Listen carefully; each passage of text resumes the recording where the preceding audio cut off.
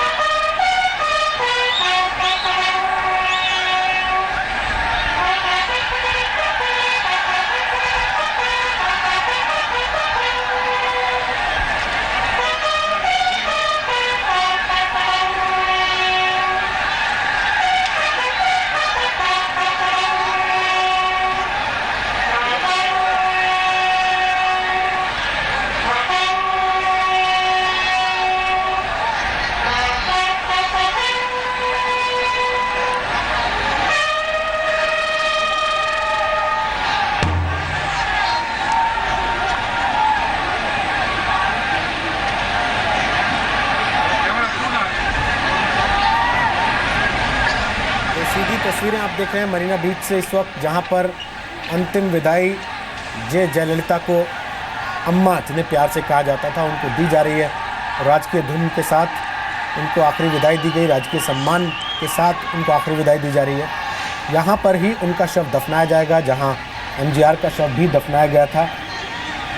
और सूत्र बताते हैं कि आने वाले समय में यहाँ पर एक स्मारक बनाए जाने की भी चर्चा है, योजना है ऐसी भी।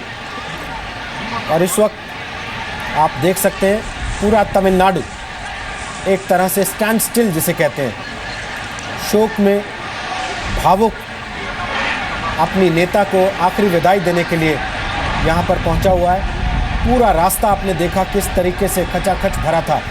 लाखों की तादाद में लोग जयललिता को आखिरी विदाई देने के लिए केवल एक बार अंतिम दर्शन करने के लिए निकले थे अपने घरों से। अभी भी वहाँ उतनी ही भीड़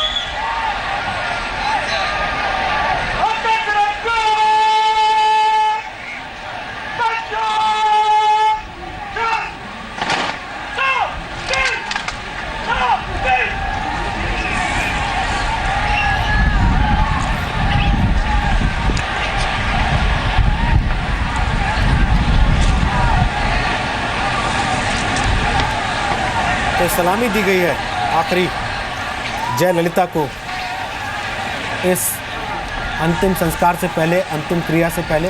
माधव साहब, आप इन तस्वीरों को देखकर कुछ जानकारी हमारे दर्शकों के साथ शेयर करना चाहेंगे? मैं ये कहूँगा कि जयललिता जब फिल्मों में आई, तमिल फिल्म उनकी पहली बनी निर्देशक श्रीधर द्वारा, जिससे वो हीरोइन बनकर आई। इसका नाम था वेन्नेरा आडई। इसका मतलब है सफ़ेद वस्त्र। और सफ़ेद वस्त्र से जो करियर उन्होंने शुरू किया, आज तिरंगे पर ख़त्म हो रहा है। उनके शरीर में तिरंगा है, मतलब तिरंगाई लिपट गया, एक ख़ास बात है। और दूसरी बात है मरीना बीच जो है, जहाँ द्राविड़ आंदोलन के जो महान नेता अन्ना दुरई, जिनको अन्ना से तमिलनाडु वालों को अन्ना हज़ारे से पहले अन्ना दुरई याद आते हैं, और अन्ना दुरई और एमजीआर के साथ साथ इनकी भी समाधि बनी हुई है। तो इसलिए एक तरह से वो ब्रांड अन्ना से ब्रांड एमजीआर हुआ तमिलनाडु, अब ब्रांड अम्मा पर पहुंच गया है। तमिलनाडु भी काफ़ी आगे पहुंच चुका था। जब अन्ना दुरई ने जो अपनी कहानियां शुरू की थी, बहुत गरीब था तमिलनाडु, जिस पर उन्होंने जो तमाम कहानियाँ जिनके आधार पर उन्होंने आंदोलन बनाया उसमें गरीबी ही गरीबी थी। अब आईटी पार्क बने हुए हैं तमिलनाडु में और माल सभी जगह माल नज़र आ रहे हैं। मतलब एक मध्य वर्ग को खड़ा कर दिया है जहाँ मध्य वर्ग नहीं था। इसलिए एक तरह से अगर राजनीति को एक रिले रेस मान के चलें तो उन्होंने एक छड़ी ऐसे एक पीढ़ी को पकड़ा दी जो अपने कहते हैं ना डर के आगे जीत है। जो शाहिर की जो कविता याद आती है, सुबह कभी जो तो आएगी। शायद जयललिता ने, जहाँ तक तमिलनाडु की महिलाएं हैं उनके लिए एक सुबह तो आ गई, उनको लगता है। और जहाँ तक ये दूसरी बात ये है कि द्रविड़ मुन्नेत्र कड़गम और एडीएम के बीच में रिश्ते इतने ख़राब हैं कि ऐसे माहौल में टेंशन हमेशा रहता है। मगर ये अच्छी बात है आज की कि ये जो कानून की व्यवस्था आज अच्छी रही है और पूरी मर्यादा के साथ राष्ट्रपति भी वहाँ है, प्रधानमंत्री भी गए। ये तो बहुत महान, मतलब अब शायद भारत रत्न का जो खिताब उनको दी जाए इसके बारे में भी शायद रिक्वेस्ट आने लगेंगे। मगर ये बात सच है कि एक तमिलनाडु की राजनीति के लिए और तमिलनाडु की संस्कृति के लिए मैं ये कहूँगा एक नया मोड़ है। अब देखते हैं आगे क्या होता है। मैं जल्दी से स्मिता जाने से पहले आपसे एक लास्ट कमेंट ज़रूर लेना चाहता हूँ। एक ऐसा रहस्यात्मक व्यक्तित्व मैं कहूँगा जयललिता का था, ख़ास तौर पे जर्नलिस्ट के लिए वो हमेशा एक सवाल बनी रही और सवाल बन के ही चली गई। जवाब नहीं मिल पाया लोगों को कभी कि आखिर ऐसा कमाल क्या था कि वो इतनी बड़ी हो गई। जी बिल्कुल, आप देखेंगे आज आप फ्यूनरल पे भी देखिए लाखों लोग उनके इर्द गिर्द हैं, लेकिन वो कितनी अकेली हैं। परिवार का उनका कोई भी नहीं है साथ में, कोई भाई नहीं, कोई बहन नहीं, भाई भतीजा कोई भी नहीं। वो she was truly a politician in true level, a worker of the people, कि जाते जाते ना उनका परिवार का कोई नहीं है। देख लीजिए आप, जो भी उनके आसपास है वो उनके कॉलीग्स हैं जो रिस्पेक्ट्स दे रहे हैं। Those people who she worked for and who worked with her, वो है उनके इर्द गिर्द।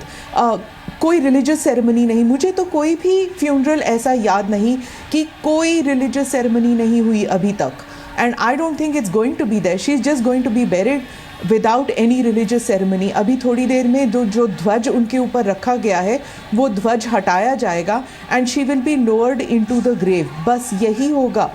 कोई भी nothing which I have never seen anything like this in my lifetime कि कोई इतना अकेला हो जाते वक्त। हाँ, ये कहना चाहूँगा कि उनके एक भाई थे जिनका निधन हो गया करीब 15-20 साल पहले, 20 साल पहले। और उनके अलावा उनकी कोई मतलब शशिकला जी को ही संबंधी मतलब करीब माना जाता था।